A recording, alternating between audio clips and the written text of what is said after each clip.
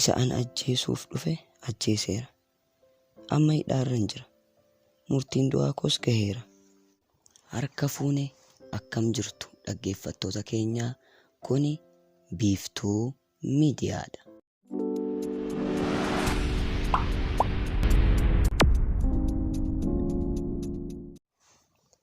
Kana dura akka dhageenyattiif akka arginetti yakka balleessanii mana murtiitti dhiyaatanii namoota murtii du'aa itti murtaa'e ni jiru. Akka mana murtii addunyaatti namoonni murtii du'aa itti murtaa'u ajjeefamuu isaaniin dura yaada dhumaa qaban dubbataniitu du'u. Maarree qophii keenya har'aattis namoota yaada dhumaa dubbatanii du'an keessaa yaadota dinqisiisoof nama barsiisan isiniif qopheessinee jirra. Rihaan Jebaarii jedhamti. Hojii geggeessaa sakatta'insa Iraan duraanii Rihaan Jebaariidhaan akka hojiif isa gargaartu gara mana isaa hatattamaan ishee waama. Isheenis ogummaa arkiteekcharaa waan qabduuf mana isaatti daftee argamte. Haa ta'u malee wanti isheen hin yaadnetu ishee qunname.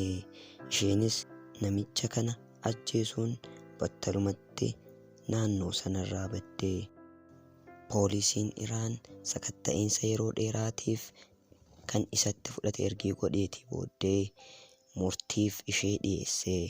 Yeroo gaafatamtus mana isaatti waamee ishee gudeeduuf jennaan qalamaan morma isaa akka waraantee ajjeeftee himte.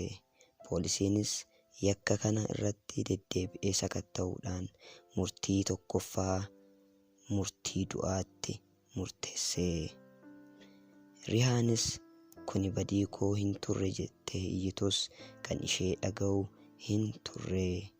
Ajjeefamuu isheetiin dura yaada qabdu akka dubbattu itti himame. Isheenis xalayaan barreessu kun haadha koof bira akka naa qaqqabu naaf taasisaa. Yaada koo nan barreessa malee dubbachuu hin danda'u jette. Yaadni ishee kunis gaazexaa Iraan irratti katabameeti jira. Sana booda akkana jettee xalayaa irratti barreessite. Harmee ko, amma du'aaf ana gidduu sakandii muraasatu hafe. Guyyaa abaaramtuu sanatti ana ture kan ajjeefamu.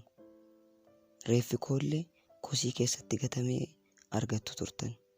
Isin hiyyeessa waan taataniif yakkamaa kana mana murtiitti dhiyeessuu waan hin dandeenyeef aariidhaan isinillee du'uun keessan waan hin hafne ture.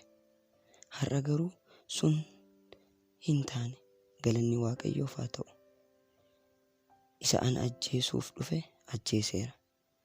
Amma hidhaarran jira. Murtiin du'aa koos gaheera. Harmee ko, wantan hadaraa siin jedhu waan tokko qofa. Yeroon du'u qaamni koo guutuu awwaalamee akka tortoree hin hafnen barbaada. Yeroon du'u daqiiqota muraasa keessatti kaleen koo, ijji koo, onneen koo namoota barbaadaniif arjoomuu nan barbaada. Namoonni baay'een jiru utuu ija barbaadanuu kan isaan hin arjoomne dhabanii kan rakkatan. Kaleen koos akkasuma namoota miidhamaniif, namoota kalee dhabanii rakkataniif haa kennamu. Onneen koos taanaan akkasuma. Kanaan alatti isaafe anaaf Waaqa koo sana uume qofatu beeka. Nagaatti jettee yaada ishee xumurte. Hanga xumura qophii keenyaa waan nu waliin turtaniif guddaa galatoomaa.